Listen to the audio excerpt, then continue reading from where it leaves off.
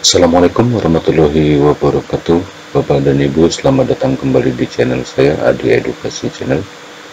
Bapak dan Ibu, pada video kali ini saya akan berbagi kepada Bapak dan Ibu bagaimana cara kita mengaitkan modul ajar kita terhadap dimensi yang telah kita pilih saat kita membuat rencana hasil kerja pada pengelolaan kinerja guru. Bapak dan Ibu, seperti kita ketahui, pada saat persiapan observasi kelas, Bapak dan Ibu diminta untuk mengunggah modul ajar atau RPP di dalam platform Merdeka Mengajar. Idealnya, modul ajar atau RPP yang Bapak unggah adalah modul ajar atau RPP yang digunakan ketika praktik kinerja guru pada saat kepala sekolah atau atasan melakukan observasi praktik kinerja atau observasi kelas. Untuk itu Bapak dan Ibu, idealnya modul ajar yang kita susun adalah modul ajar yang sudah sesuai dengan rencana hasil kerja yang telah kita buat pada saat kita menyusun RHK di pengelolaan kinerja guru. Baik Bapak dan Ibu, di sini saya ada contoh modul ajar yang telah saya susun dengan mengaitkan modul ajar ini terhadap atau dimensi dan indikator yang kita pilih pada saat kita membuat rencana hasil kerja. Oke, Bapak dan Ibu, modul ajar ini kita lihat di sini informasi umum, kemudian kompetensi awal, profil pelajar Pancasila, sarana dan prasarana materi ajar, target peserta didik, kemudian model pembelajaran dan metode pembelajaran. Ini kita gunakan discovery learning, kemudian metode pembelajarannya ceramah, tanya jawab dan penugasan. Ini ada kompetensi inti, capaian pembelajaran, pemahaman bermakna. Nah, di skenario pembelajaran ini Bapak dan Ibu, itu waktunya semua 90 menit. Ya, pada pendahuluan saya buat di sini 10 menit. Fokus perilaku, keteraturan suasana kelas yang kondusif untuk proses belajar dengan minimal gangguan yang mengalihkan perhatian peserta didik dan aktivitas belajar. Artinya kalau Bapak dan Ibu milih dimensinya dimensi manajemen kelas ketika membuat RHK, ya, kemudian dimensinya dimensi manajemen kelas, kemudian indikatornya Bapak dan Ibu pilih keteraturan suasana kelas, berarti yang dikatakan berhasil adalah suasana kelas yang kondusif untuk proses belajar dengan minimal gangguan yang mengalihkan perhatian peserta didik dari aktivitas belajar.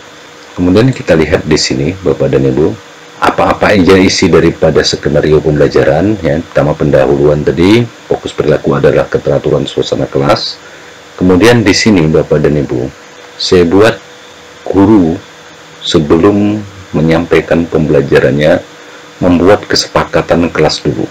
Ya, atau membangun kesepakatan guru dan peserta didik sepakat untuk satu, ya, ini disampaikan kepada siswanya, mengangkat tangan sebelum berbicara, mendengarkan dengan sesama saat orang lain berbicara, saling menghormati dan menghargai pendapat, bekerja sama dengan baik dalam kelompok, menjaga kebersihan dan kerapian kelas. Kemudian pada kegiatan pendahuluan ini saya buat ada 2 item. Yang pertama membangun semangat. Guru menyapa peserta didik dengan penuh semangat dan antusias. Guru menggunakan lagu atau permainan untuk membangun suasana kelas yang menyenangkan. Ini membuat peserta didik merasa senang dan siap untuk belajar. Ini untuk menciptakan tentunya suasana kelas yang kondusif. Kemudian yang kedua, apersepsi guru. Menunjukkan gambar atau video menarik yang berkaitan dengan topik pembelajaran. Guru mengajukan pertanyaan untuk memicu rasa ingin tahu dan mengaitkan pengetahuan sebelumnya, meningkatkan minat dan keterlibatan peserta didik. Ini juga yang dalam kurung ini adalah kaitannya dengan fokus perilaku, keteraturan suasana kelas. Ya, bagaimana kita bisa membentuk suasana kelas yang kondusif untuk proses belajar dengan minimal gangguan yang mengalihkan perhatian peserta didik dan aktivitas belajar. Kemudian pada kegiatan inti ini kita buat ada beberapa fase. Fase 1 stimulasi. Bapak dan Ibu, kita buat di sini ada 3. Yang pertama menyajikan model, yang kedua membaca teks, dan yang ketiga diskusi terbimbing. Pada menyajikan model, guru menjelaskan tujuan pembelajaran dan memberikan contoh cara menemukan kata-kata baru dalam teks. Guru menggunakan teks yang menarik dan sesuai dengan tingkat kemampuan peserta didik. Menyajikan informasi dengan jelas dan menarik. Kemudian yang kedua membaca teks. Guru membaca teks dengan suara keras dan intonasi yang jelas. Guru menekankan kata-kata baru dan memberikan penjelasan singkat membantu peserta didik memahami makna kata-kata baru. Diskusi terbimbing, guru membagi peserta didik ke dalam kelompok-kelompok kecil. Guru memberikan pertanyaan untuk mendorong diskusi tentang arti kata-kata baru, mengembangkan kemampuan berpikir, kritis, dan komunikasi di keterkaitannya dengan suasana kelas yang kondusif. Kemudian di sini ada fase 2, identifikasi masalah. Kita buat 2 item, satu membagi teks, membagikan teks, guru memberikan teks yang berbeda kepada setiap kelompok. Guru memastikan teks sesuai dengan tingkat kesulitan yang bervariasi, memberikan kesempatan belajar yang setara. Kemudian tugas kelompok, guru menugaskan kelompok untuk menemukan kata-kata baru dalam teks dan mendiskusikan artinya. Guru mendorong kelompok untuk menggunakan kamus dan sumber belajar lainnya.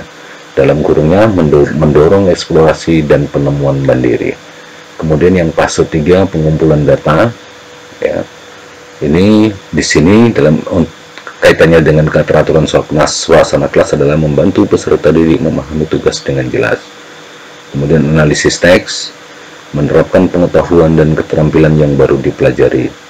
Kemudian baru pengolahan data, selanjutnya fase 5, verifikasi, ya Bapak dan Ibu. Di sini guru memberikan latihan individu kepada peserta didik untuk menemukan kata-kata baru dan kalimat yang mendukung fakta, opini, atau informasi dalam teks yang berbeda. Guru memilih teks yang sesuai dengan minat dan kebutuhan peserta didik, mengevaluasi pemahaman dan kemampuan peserta didik. Baru terakhir penutup Bapak dan Ibu. Dalam penutup, kesimpulan, refleksi, dan penutup. Pada kesimpulan, di sini guru meninjau kembali tujuan pembelajaran dan merangkum poin-poin penting dalam pembelajaran ini untuk memperkuat pemahaman dan retensi informasi.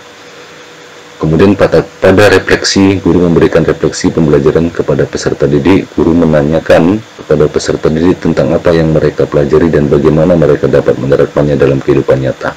Ini mengembangkan metakognisi dan self awareness. Kemudian yang ketiga, penutup, guru memberikan ucapan terima kasih kepada peserta didik atas partisipasi mereka dalam pembelajaran. Ini memberikan penghargaan dan motivasi. Yang dalam kurung ini, saya buatlah ini kaitannya dengan keteraturan suasana kelas sesuai dengan RHK yang kita buat. Ya. Oke, ini pada pelajaran bahasa Indonesia. Dengan tujuan pembelajaran, peserta didik menjelaskan kata-kata baru teks yang dibaca dan didengar. Kemudian peserta didik menemukan kalimat pada teks yang mendukung sebuah fakta, opini, atau informasi. Ini contoh Bapak dan Ibu untuk dimensi manajemen kelas. Kemudian indikatornya adalah keteraturan suasana kelas. Kemudian Bapak dan Ibu, saya ada contoh lagi modul ajar bidang studinya IPAS Bapak dan Ibu. Kemudian kelasnya kelas 4. Ya, waktunya 90 menit. Dengan tujuan pembelajaran, peserta didik mampu menganalisis hubungan antara bentuk dan fungsi bagian tubuh manusia panca indera melalui proyek pembuatan model anatomi tubuh manusia. Bapak dan Ibu, di skenario pembelajarannya saya buat skenario pembelajaran dengan model pembelajaran berbasis proyek dengan penerapan prinsip disiplin positif dalam mengelola perilaku dan kebiasaan kelas yang telah disepakati bersama. Ini dimensinya sama Bapak dan Ibu, manajemen kelas, tapi indikatornya adalah penerapan prinsip disiplin positif. Kita lihat di sini di tabel dimensi rubrik. Di sini manajemen kelas, keteraturan suasana kelas. Kemudian yang kedua, penerapan disiplin positif. Jadi saya ada 2 contoh modul ajar. Yang pertama keteraturan suasana kelas, yang kedua penerapan disiplin positif. Kita lihat untuk penerapan disiplin positif Bapak dan Ibu. Di sini ada pendahuluan 10 menit. Guru menyapa peserta didik dengan penuh semangat dan menerapkan disiplin positif dengan mengingatkan salam dan menanyakan kabar. Di sini tidak saya buat dalam kurung, tapi di skenario pembelajaran ini menggambarkan bagaimana penerapan disiplin positif. Guru melakukan persepsi dengan menanyakan kepada peserta didik tentang bagian-bagian tubuh manusia. Kemudian guru menjelaskan tentang pembelajaran dan mengaitkannya dengan manfaat mempelajari hubungan antar bentuk dan fungsi bagian tubuh. Ini pada kegiatan pendahuluan.